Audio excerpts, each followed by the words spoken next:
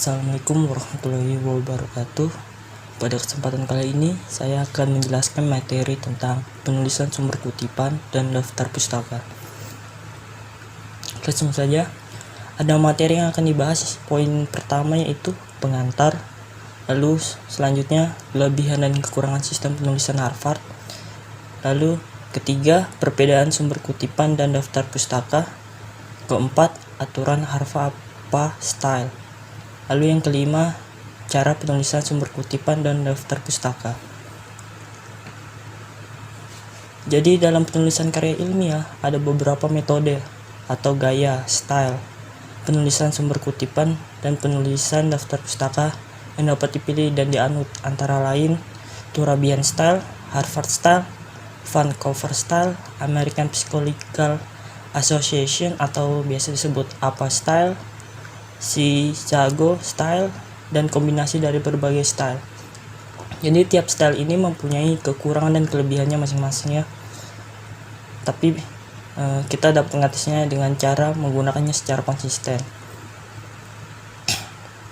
Lalu karena kita menggunakan sistem Harvard, penulisan Harvard, jadi saya akan menjelaskan kelebihan dan kekurangan dari sistem ini.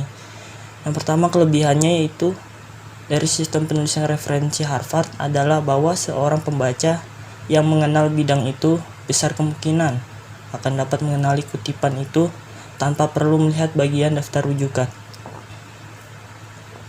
Lalu kelebihan lainnya, bila referensi yang sama dikutip lebih dari satu kali, bahkan pembaca biasa yang tidak mengenal penulis akan mengingat namanya.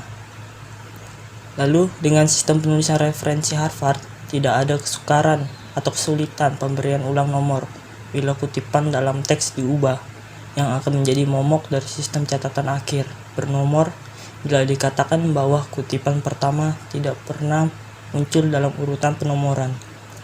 Lalu selanjutnya, penulisan referensi sistem penulis tanggal bekerja baik saat dikombinasikan dengan catatan kaki yang substantif.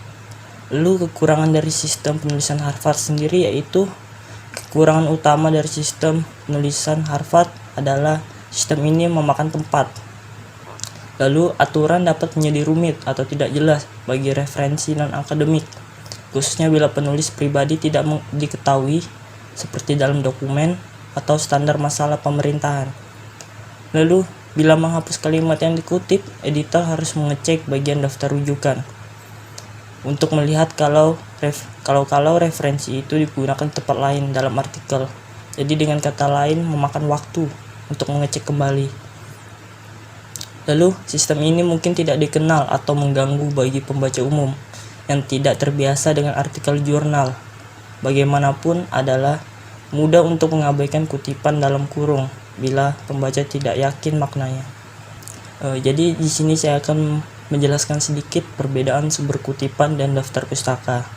Sumber kutipan yaitu referensi ke karya individu atau serangkaian karya yang dikutip atau yang diuraikan kembali atau ditandai di dalam sebuah tulisan ilmiah, biasanya dalam bentuk yang disingkat di dalam tulisan. Jadi bisa dikatakan sumber kutipan ini adalah mengutip kembali beberapa kalimat dari sebuah karya orang untuk memperkuat argumen dalam penelitian kita. Di sini ada contohnya dalam membuat sebuah karya ilmiah. Jenis penelitian eksplorasi pustaka merupakan sesuatu yang harus dilakukan untuk mendapatkan kebenaran data yang ingin diteliti. Agung Hermanto 2009 halaman 15 sampai dengan 16. Itu adalah sebuah contoh dari sumber kutipan. Lalu daftar pustaka sendiri itu merupakan daftar lengkap dari seluruh karya yang dikutip di dalam makalah atau buku yang diurutkan berdasarkan abjad oleh pengarang dengan kutipan daftar pustaka lengkap. Setiap kutipan ada di dalam daftar pustaka lengkap. Jadi kutipan itu dibagi menjadi dua. Saya akan menjelaskan secara singkat saja. Ada kutipan langsung dan kutipan tidak langsung. Kutipan langsung adalah mengutip sesuai dengan sumber aslinya, yaitu kalimat yang dikutipnya tidak ada yang dirubah, akan tetapi langsung sesuai apa yang ia kutip. Lalu untuk kutipan tidak langsung adalah mengutip dengan cara meringkas kalimat dari sumber aslinya, namun tidak menghilangkan gagasan asli dari sumbernya. Lalu ada aturan Harvard atau apostyle. Untuk sumber kutipan dapat ditulis pada awal atau akhir kutipan. Lalu penempatan sumber kutipan pada awal atau akhir kutipan tidak boleh mengaburkan bagian yang dikutip. Nama penulis suatu sumber kutipan hanya ditulis nama belakang, diikuti tahun dan halaman sumber kutipan. Dilanjutkan dengan isi teks yang dikutip. Pencantuman halaman setelah tahun dipisahkan oleh tanda titik 2. Jika penulis terdiri atas 2 orang, kata penghubung penulis pertama dan kedua menggunakan dan, tidak menggunakan simbol dan simbol itu, serta tidak menggunakan kata penghubung and dalam bahasa Inggris ya. Walaupun literaturnya berbahasa Inggris, kecuali seluruh naskah ditulis menggunakan bahasa Inggris secara keseluruhan. Lalu jika penulis lebih dari 2 orang, hanya nama belakang penulis pertama yang ditulis sebagai sumber kutipan, diikuti et al, kemudian tahun dan halaman sumber kutipan.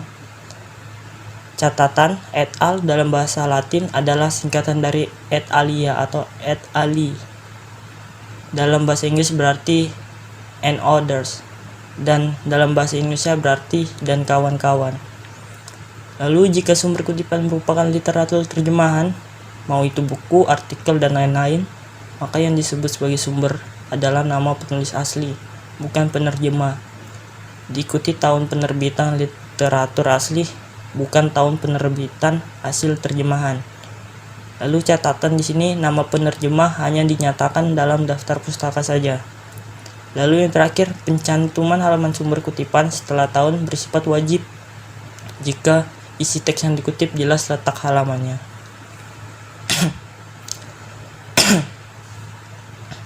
Lalu ada aturan Harvard apostyle untuk daftar pustaka. Sumber kutipan yang dinyatakan dalam karya ilmiah harus ada dalam daftar pustaka dan sebaliknya. Literatur yang dicantumkan dalam daftar pustaka hanya literatur yang menjadi rujukan dan dikutip dalam karya ilmiah. Daftar pustaka ditulis atau diketik satu spasi berurutan secara alfabetis tanpa nomor. Jika literatur ditulis oleh 1 orang, nama penulis ditulis nama belakangnya lebih dulu, kemudian diikuti singkatan atau inisial, nama depan, dan nama tengah. Dilanjutkan penulisan tahun, judul, dan identitas lain dari literatur atau pustaka yang dirujuk. Lalu jika penulis lebih dari 2 orang, nama penulis pertama ditulis seperti aturan yang keempat. Dilanjutkan penulisan nama penulis kedua dan seterusnya sebagai berikut. Nama depan dan nama tengah disingkat, dilanjutkan nama belakang. Untuk penulis kedua dan seterusnya, penulisan nama depan atau tengah singkatan dan nama belakang tidak perlu dibalik seperti penulis yang pertama. Lalu penulisan daftar pustaka tidak menggunakan et al, pengganti nama penulis kedua dan seterusnya. Kata penghubung seorang atau beberapa penulis dengan penulis terakhir menggunakan kata dan, tidak menggunakan simbol, serta tidak menggunakan kata penghubung and, walaupun literaturnya berbahasa Inggris, kecuali seluruh naskahnya ditulis menggunakan bahasa Inggris. Lalu yang terakhir, cara penulisan setiap daftar pustaka berbeda-beda, bergantung pada jenis literatur atau pustaka yang menjadi referensi. Untuk lebih jelasnya, kita akan ke cara penulisan sumber kutipan. Yang pertama, sumber kutipan ditulis di awal kalimat atau awal teks. Ada contohnya, satu sumber kutipan dengan satu penulis. Contohnya seperti Asyik 2006 menyatakan bahwa bla bla bla.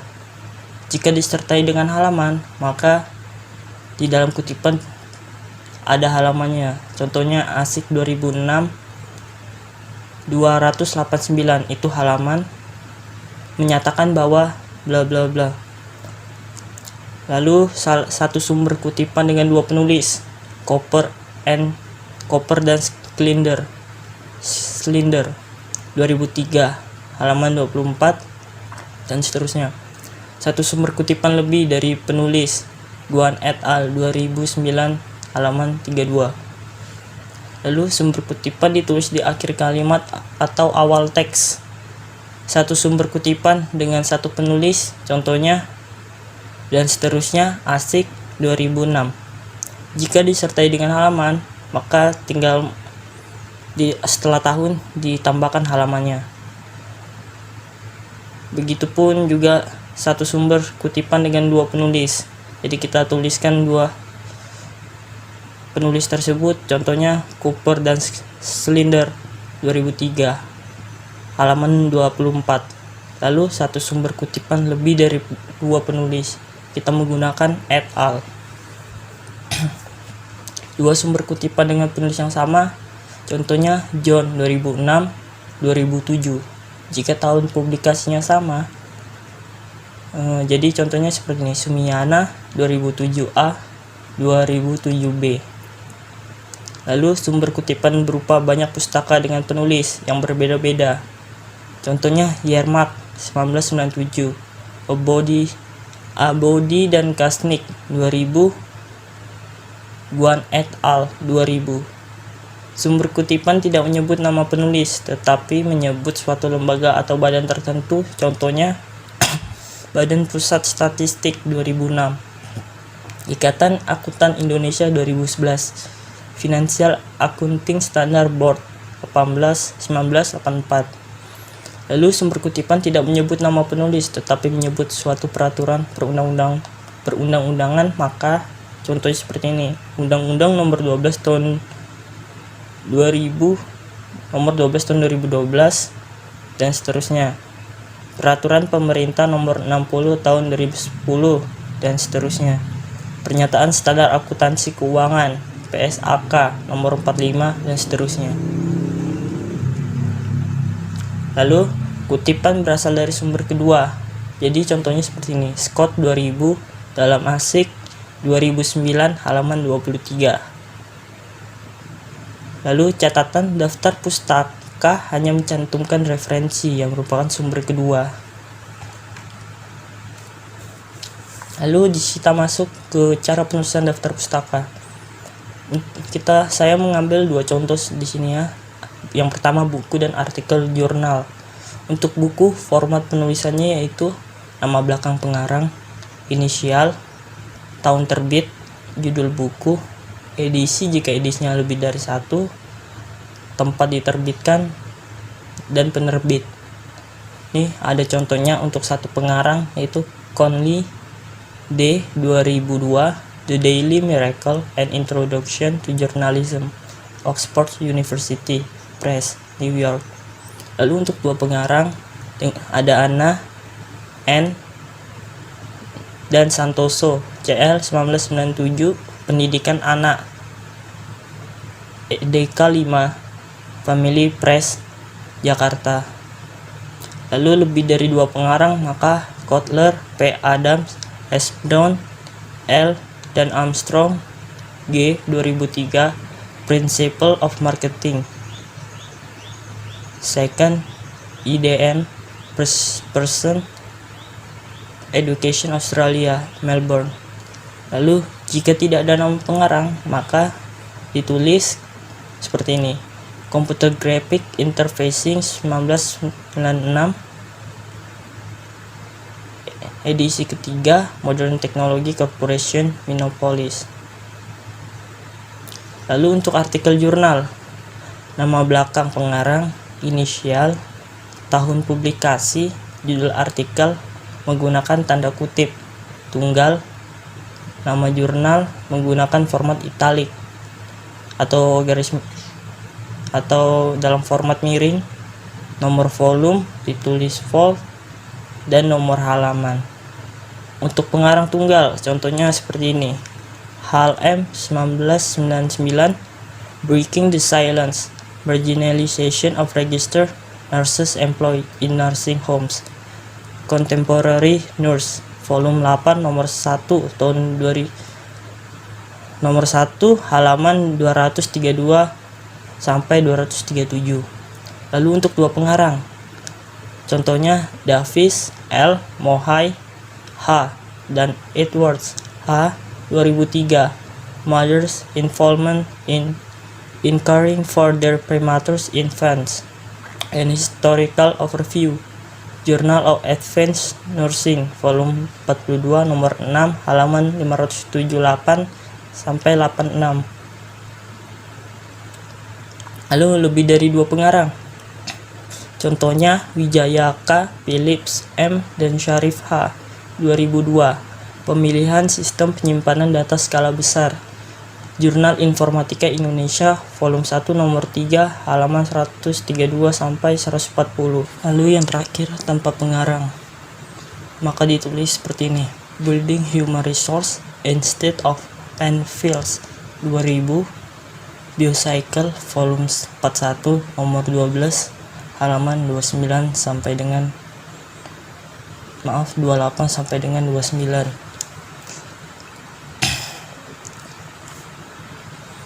Lalu sebelum saya menutup presentasi saya pada kali ini, saya akan memberitahukan cara menulis sumber kutipan dan daftar pustaka menggunakan Microsoft Word. Jadi langsung saja kita pergi ke Microsoft Word, lalu kita pergi ke reference, ke citation and bibliography. Di sini ada banyak menu ya. Kita pergi ke style. Di sini ada pilihannya, ada apa, ada Harvard, ada Turabian, ada Vancouver. Jadi kita pilih yang Harvard ini.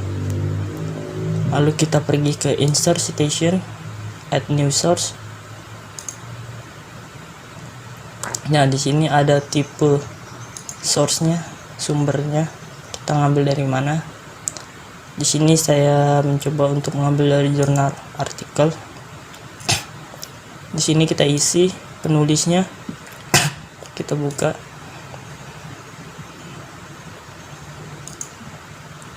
Di sini penulisnya Desmira dan Didi Ariwibowo.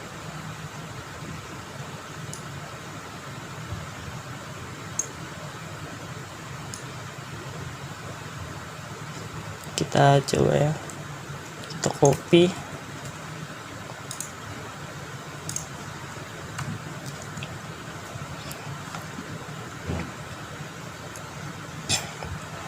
lalu di sini yang kita perhatikan yaitu di bawah sini ya, contohnya Kramer, James, titik koma. Lalu untuk penulis kedua dipisahkan oleh titik koma, dan nama belakang dan nama depan dipisahkan oleh koma. Jadi sini kita pisahkan dengan titik koma, spasi. Yang kedua di Ariwibowo, copy.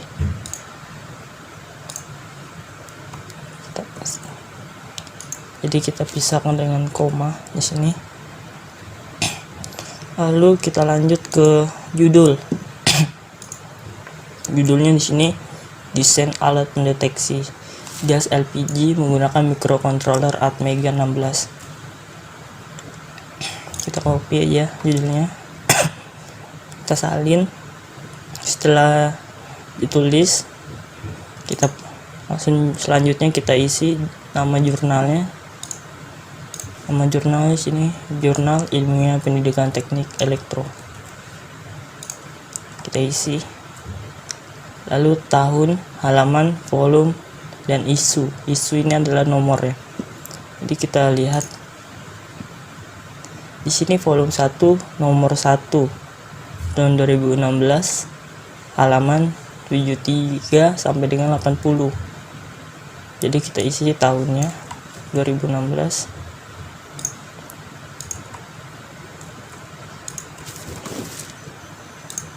Kita lihat lagi halaman 73 sampai 80.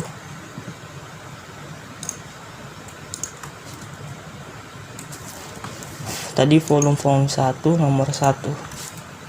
Setelah diisi semuanya, kita tekan OK. Dan di sini langsung keluar contoh kutipan. Bagaimana dengan daftar pustaka? Untuk daftar pustaka kita tinggal menekan bibliografi, lalu kita insert bibliografi, dan ini keluar hasil dari daftar pustaka ya. Jadi sekian video dari saya, kurang lebihnya saya mohon maaf. Saya akhiri, wassalamualaikum warahmatullahi wabarakatuh.